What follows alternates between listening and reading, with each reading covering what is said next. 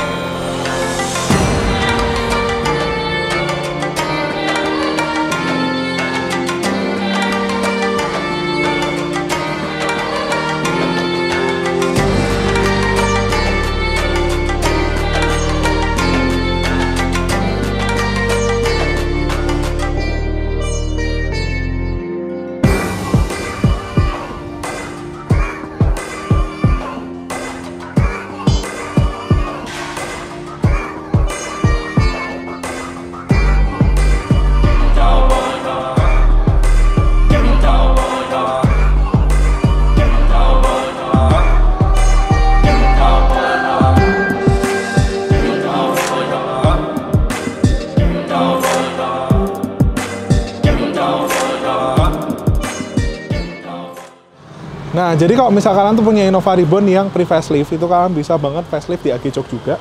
Itu ini bukan facelift di kita ya. Ini memang kayaknya realnya kayaknya udah aslinya facelift. Tapi kalau misalkan mau facelift, kalian bisa lakukan pemesanan di AG Jok di Semarang dan di Serpong. Untuk catnya kebetulan kita udah dapat yang sama dengan original Toyota. Memang jadi kalau misal kalian pesan facelift di Agejok itu kalian tinggal pesan aja, nanti datang pemasangan itu kira-kira seharian lah, kecuali kalau Venturer mungkin mesti nginep ya, karena lumayan banyak kalau Venturer.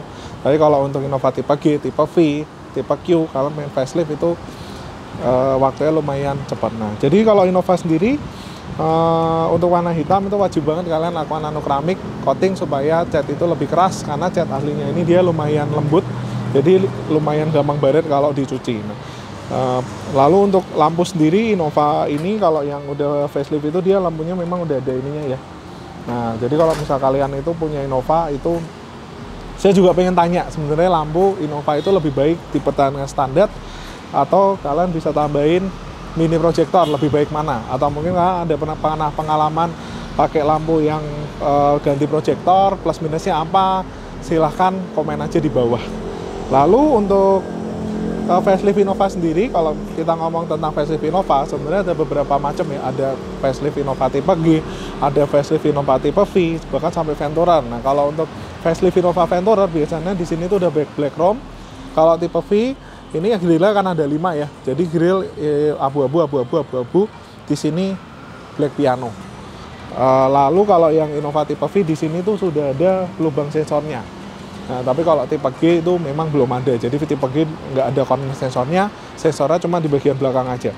Lalu kalau misal kalian facelift Innova itu biasanya di sini kan suka sama bengkel cat nggak dicopot, langsung dicat. Nah, itu kalau bisa kalian nggak berlaku cuma facelift ya, maksudnya kalau kalian ada nge-repair bemper, pesenin ke orang catnya, Mas ini tolong dicopotin dulu, jangan sampai nggak dicopot langsung ditembak cat, itu pasti sensornya langsung ngaco. Nah, sebenarnya nggak masalah sensor ngaco, mungkin kalian mikir kalau ganti sensor mungkin budgetnya murah lah ya. Nah, memang kalau corner sensor original Innova Ribbon itu harganya satu bijian 650.000. Jangan sampai kalian tuh ganti bemper malah keluarnya jutaan cuma karena ganti sensor, itu sayang banget. Lalu kalau misal kalian facelift mungkin kalian juga bisa pertimbangin untuk ganti sennya, karena kalau sekarang ini kan ada lampu sen yang running ya. Kalau ini kan original Toyota. Nah, ada lampu sen yang running. Kalau misal kalian pengen yang lebih istilahnya lebih modern, itu kalian bisa facelift dan sekaligus ganti yang ke running LED seperti itu.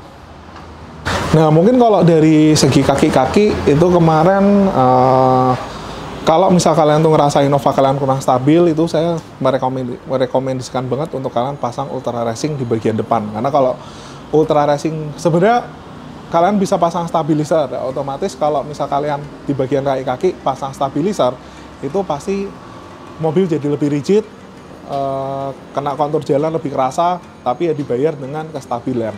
Nah, itu untuk di bagian stabilizer bagian depan itu biasanya kalau kalian pasang itu nggak terlalu nambah kekerasan, jadi biasanya tetap masih empuk tapi yang di depan lebih stabil. Nah, Innova ini menurut saya punya kelemahan, kalau kalian ganti shock yang shocknya itu stabil, itu biasanya keras, kayak misal Bilstein atau mungkin Profender. Tapi setiap orang punya preferensi sendiri-sendiri ya, mungkin ada yang ngerasa Bilstein atau Profender itu cukup empuk, cukup ya stabil pasti, tapi keempukannya cukup empuk. Tapi menurut saya sih, saya udah cobain, menurut saya masih agak keras. Keras ketika ngelewatin jalan jelek ya. Kalau misal jalan halus mah ya pakai shock apa aja ya tetap ini ya, tetap empuk ya. Cuma kalau dalam kondisi yang jalan kurang bagus atau di tol Trans Jawa itu ya, itu kan jalannya lompat-lompat gitu ya. Nah, itu seringkali bisa bikin jadi lebih kerasa kerasnya gitu. Apalagi kalau lagi rebound, mobilnya lagi rebound itu dia bisa lebih ngocok-ngocok perut gitu menurut saya sih. Nah, solusinya apa? Kalau misal kalian ganti shock dengan shock standar yang stok standar atau mungkin Tokico yang lebih empuk, kalian bisa tambahin Ultra Racing. Saya udah coba sendiri dengan nama Ultra Racing itu di bagian depan dia lebih stabil. Kalau pakai shock empuk biasanya di Innova Ribbon itu walaupun kalian udah ganti udah ganti velg gede, ketika belok dia kayak lompat-lompat gini. Itu yang saya rasain ya. Tapi begitu saya depan pakai Ultra Racing itu lompatnya lebih kecil. Jadi yang tadinya bisa lompat-lompatnya gini ya waktu pegang setir belok. Tapi kalau jalan lurus itu kalian pakai itu dia udah stabil. Tapi kalau pas belok itu masih agak ngayun-ngayun gitu ya, kayak limbung gitu. Nah, setelah pasang Ultra Racing sih menurut saya stabilizer depan itu udah oke banget.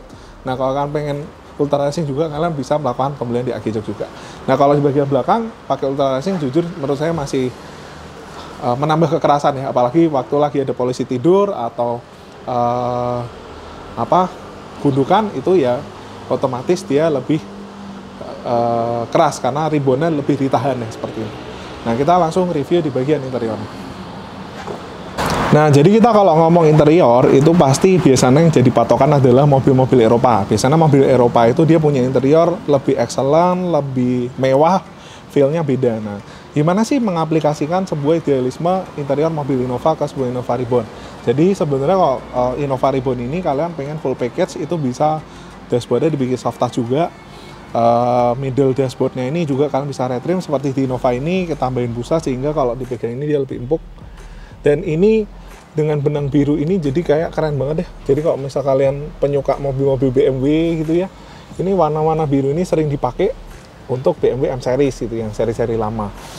Maksudnya M Series yang ya lama aja mahal ya. Apalagi yang baru ya. Nah, maka dari itu supaya kalau misal kalian pakai harian mobil ini tapi kalian masih ada Eropa-Eropanya, itu kan bisa aplikasikan retrim dashboard seperti ini.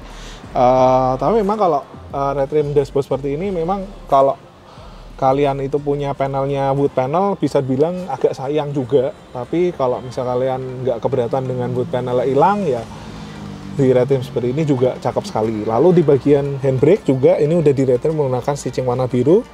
Untuk shift knob juga udah di retrim dengan stitching warna biru, jadi lebih kelihatan sporty. Nah lalu di bagian jok ini kita motif ini bestseller model karena modelnya juga original dan kelihatan mewah. Jadi di sini kita kasih list warna biru tua. Ini full black napa, di sini pakai karbon. Jadi karbon ini juga menambah kestabilan berkendara karena dia bahannya lebih keset. Lalu di sini itu kita full kasih perforasi. Tujuannya kasih perforasi apa? Supaya ketika berkendara jarak jauh itu mobil jadi lebih adem dan lebih nyaman ketika dipakai ke luar kota seperti itu. Nah, lalu ini stitchingnya juga warna biru, cakep sekali. Untuk setir juga ketika kalian punya Innova Reborn tipe V atau tipe G, ketika kalian retrim setirnya itu value banget karena setir kalian jadi lebih empuk dibanding Venturer. Nah, bisa lihat ini menggunakan setir kulit asli Napa ya. Dan ini stitching warna biru, cakep sekali. Jadi full black and blue semua di bagian interiornya. Lalu di bagian ini juga udah di retrim ya, menggunakan karbon dan warna biru tua. Jadi ini cakep sekali dan ini rapi ya, rapi. Jadi kan bisa lihat sampai tepi-tepinya ini rapi. Tapi memang kalau misalnya Innova Reborn, kalau sebagai seat mechanic kita harus pintar-pintar nyari celah ya. Jadi kalau misal dikasih benang ya kita kasih buang ke sini, jangan ke sini karena di sini pasti jatuhnya bakalan jadi nggak rapi. Karena kalau di sini kan tempat buangan bahannya agak susah, jadi kita taruh di sini. Jadi cakep sekali untuk interiornya, atau kalau nggak di sini. Nah ini juga udah ditambah peredam. Jadi kalau misal mobil kalian itu ngerasa suara dari luar tuh agak bising, itu kan bisa tambahin peredam. Jadi kalau ada peredam bisa diketok udah nggak kayak besi, tapi kayak plastik. Ditutup juga kayak mobil Eropa. Ditutup lebih bleb gitu ya, jadi lebih enak. Tapi kalau misalkan kalian pasangin peredam, lebih baik kalian pasang yang akustik juga supaya frekuensi rendah, frekuensi tingginya itu semua disaring dengan bagus oleh peredamnya. Seperti itu. Ini bagian konsol juga di retrim ya, menggunakan karbon dan serat napa. Jadi cakep sekali. Interiornya black and blue semua, black, blue, and carbon. Lebih kelihatan anak muda, lebih racing look, dan kelihatan mewah seperti mobil Eropa.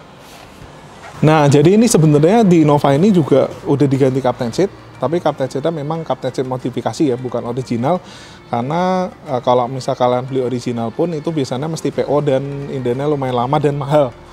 Jadi sebisa mungkin sih kalau misal kalian budgetnya terbatas atau mungkin kalian pengen lebih hemat, kalian bisa modifikasi captain seat seperti ini. Dan ini captain seatnya dia menggunakan armrest universal, jadi bisa diatur ketinggiannya.